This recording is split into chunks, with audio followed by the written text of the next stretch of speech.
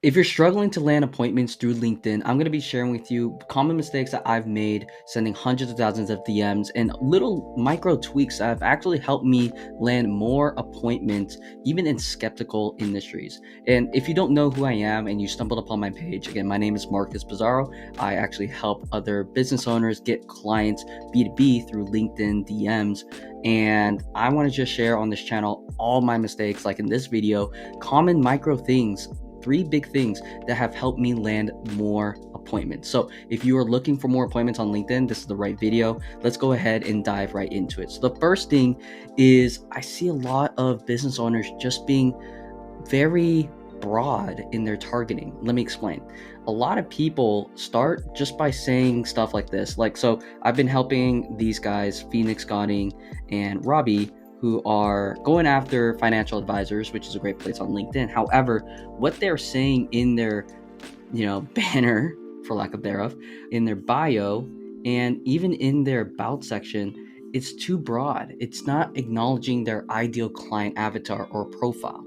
So you really need to work on acknowledging their world. I actually just came out with a video recently on how to discover and do market research on your ideal client avatar, or ICP. And you can check out that video. I'll link it down below. But essentially, you need to call out to who you're working with. How do you help them? What kind of desired outcome you can bring to them? And then also show that in your profile. Okay, so I'll use my profile as an example if I'm going to talk about it. So solid profile, you can easily do that through Canva. And what I'm doing is simply calling out to consultants, which is who I help on LinkedIn, get qualified appointments using LinkedIn DMs done for you, and any other milestones or accomplishments that you have, whether it be, how much revenue you've generated for all your clients total, how many businesses you serve like me. Those are certain things that you can definitely add into here. Then, more importantly, in the about section, people are going to do their diligence. They're going to check out your about section. So you really want to have it buttoned up. So here, I'm calling them out again. I'm saying, are you a B2B consultant and find yourself going to 3-star hotels, attending networking events that take hours out of your day, or asking friends and family members for referrals, or having to generate their business every time without consistency, right? I'm acknowledging their problems. I'm acknowledging what keeps them up at night. And that's going to keep their attention, especially if I'm engaging with them and I'm trying to connect with them. So they're going to do their diligence, check out what's the reason I'm reaching out to them, right? And if I'm in their field, if I understand who they are, they're going to connect with me. So that's the number one thing is, again, really acknowledge your ideal client profile. And if you need it, I have a whole document. Let me search this up real quick. I have a whole document that explains all this in detail. I'll go ahead and drop this in the description of this video. Now, the next thing you want to have is social proof. Overwhelm them with case studies, overwhelm them with studies about how your service absolutely helps their business, and make it a no-brainer. It's one of the best principles I've learned in marketing, is to make things absolutely stupid to say no to or to bat an eye to. Now, you can do this through multiple different ways. One is, of course, through posting your case studies on LinkedIn. So for example, recently I posted about how I've helped Amin Gadi, now a friend of mine, who was plateaued at 30K a month, scaled to 100K a month with my service, helping him get more qualified appointments in real estate through LinkedIn and Instagram DMs. And that's one way, because it's going to sit there. It's a way for people to do their diligence and see, wow, okay, he's helped several people scale a significant amount in their business and help them hit goals that I really want to hit. That's one way. And I want to show you another way, but first I want to show you actually a conversation I recently had with someone. So let me see if I can dig through and find this person. So here's a prospect I connected. His name is Luke. And essentially he was just wanting more information about our system and wanted, to know every single KPI, which is not a bad thing at all. He's interested. He just wants to have this chat over DMs instead of booking in a call, and making sure that this is not a waste of his time, essentially. But what I did was he looked at my website, which is honestly not revamped, and I definitely need to. Anyways, basically I gave him an updated kind of case studies page, landing page with all of our case studies, which is this right here. And basically it overwhelmed him with all of our case studies of people we've helped, like Amin Gadi again, people, landing 25 appointments through their LinkedIn, etc. So he was just overwhelmed by it and got more educated and nurtured about our system just through a simple pre-strategy call page. And from there, the result of it is that he wanted to hop on a call, and we're going to talk later tomorrow. And so overwhelming people with social proof just helps them get over that hurdle that they should not be as skeptical as they should be with your service and what you can do to help them, their business. It's a great way to easily just gain trust, with prospects who have been burnt before, or just want to make sure that who they're talking to actually, again, knows their world and understands how they hit certain outcomes that they want. So develop a pre-call page. I have a whole video exactly on how I developed this. I'll link it down below as well. But essentially, talking about who you are, why you're helping consultants, or why you're helping your industry. Why is your service making other services obsolete and giving your clients an unfair advantage, an edge to helping them? What are some case studies? Can you list out what kind of KPIs and metrics you hit for them, whether it be revenue, leads, booked appointments, etc.? And overall, give them some information about how your system works. Is it done for you? What do they need on your end? What makes, again, your service different than others? These are things that people want answered. And if you can actually give it to them sooner, the better decision they will make in hopping on a call with you. And they're more prepared actually in the sales process to make a buying decision from the get-go.